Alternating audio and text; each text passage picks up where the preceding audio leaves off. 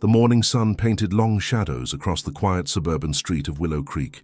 Freshly cut lawns and pristine white picket fences created a picture postcard of everyday American life.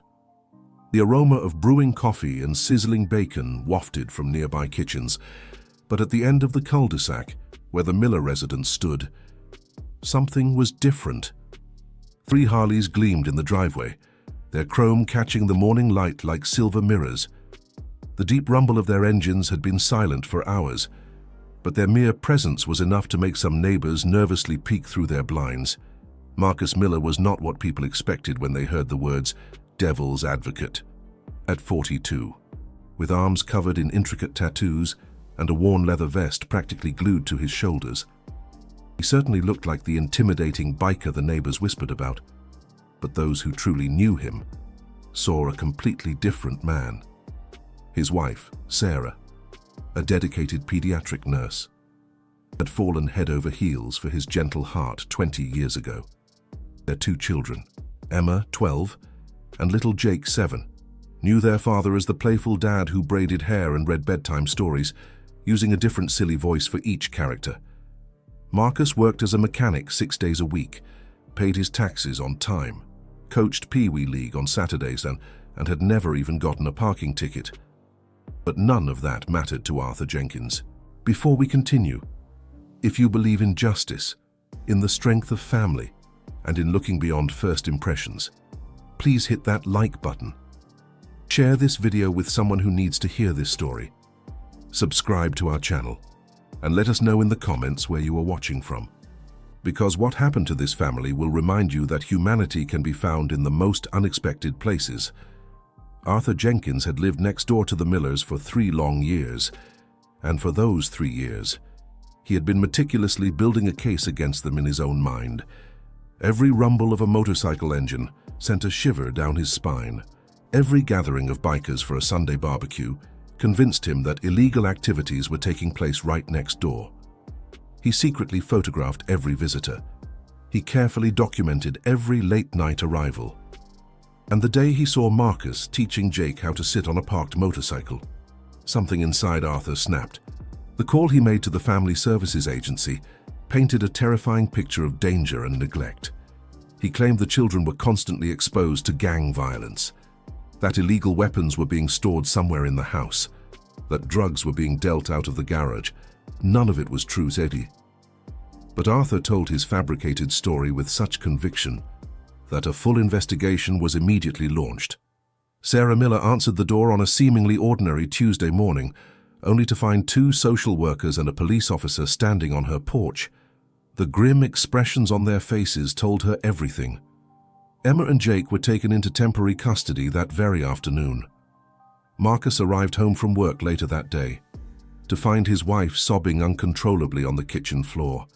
Their house now empty of the 2 things that mattered most in the world. The investigation turned up absolutely nothing. No drugs were found. No weapons were discovered. No evidence of any wrongdoing could be produced. But the damage had already been done. A court date was set. Arthur Jenkins had somehow convinced a judge that a formal hearing was absolutely necessary to determine if the children should ever be returned to their parents. He had even gathered signatures from 7 other neighbors, all of them making wild claims about the dangerous biker family that had invaded their peaceful street.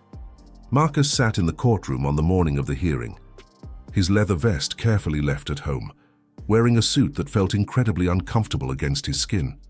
Sarah gripped his hand so tightly that her knuckles turned white. Their lawyer had assured them they had a strong case, but the worry etched on his face told a different story. In a town like this, appearances often mattered more than facts, and Marcus knew exactly how he looked to people who didn't know the real him. And then, something utterly extraordinary happened. A sound began to grow outside.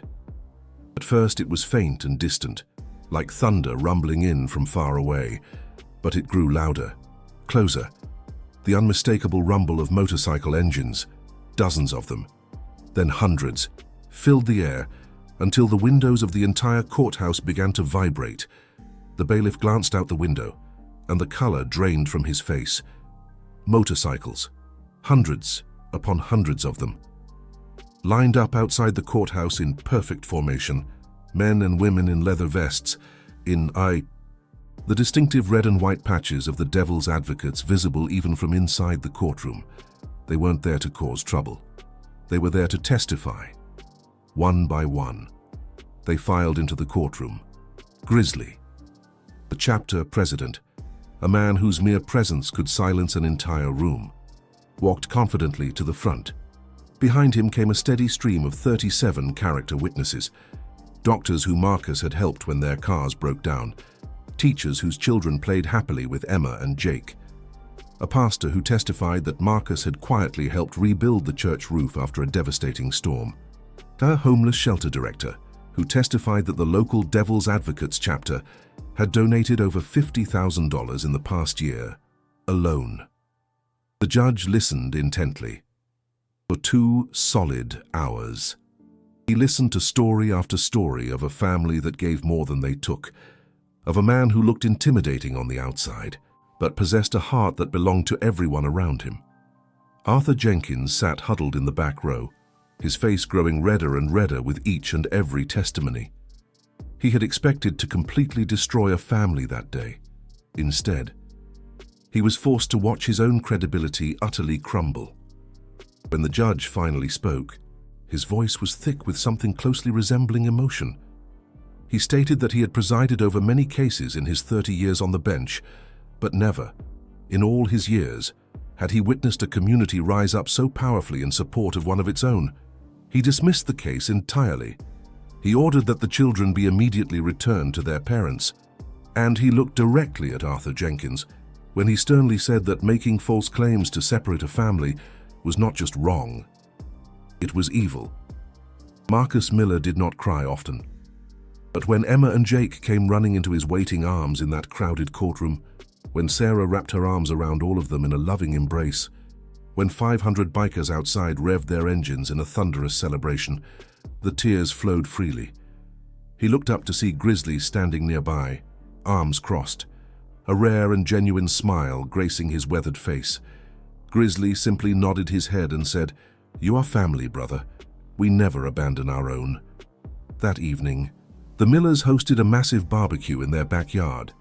The very same street that had once been filled with suspicious whispers was now lined with gleaming motorcycles. Neighbors who had signed Arthur's petition stood nervously on their porches, watching as burgers were flipped. Children laughed, and a community chose to finally see beyond the leather and the tattoos. Arthur Jenkins' house went up for sale 2 short weeks later. He never spoke to any of the Millers ever again. So now we ask you this. What would you do if you saw someone being unfairly judged for the way they look? Would you remain silent? Or would you stand up for what is right? Comment below with the words, "Family protects family," because that is exactly what happened here. A family was targeted for destruction simply because of how they appeared. And a bigger family, one bound not by blood, but by something stronger, brotherhood, rose up to protect them. They rallied around them, unwavering and fierce. Because sometimes, just sometimes, the most dangerous-looking folks in the neighborhood, the ones you might cross the street to avoid, are actually the ones with the biggest heart, the deepest compassion. And sometimes, the seemingly upstanding citizen, the guy in the suit and tie next door, the one you'd trust implicitly, is the one you should really fear. Never, ever judge a book by its cover. What you see isn't always what you get. And never underestimate the power of a family that rides together, sticks together, and protects each other against all odds.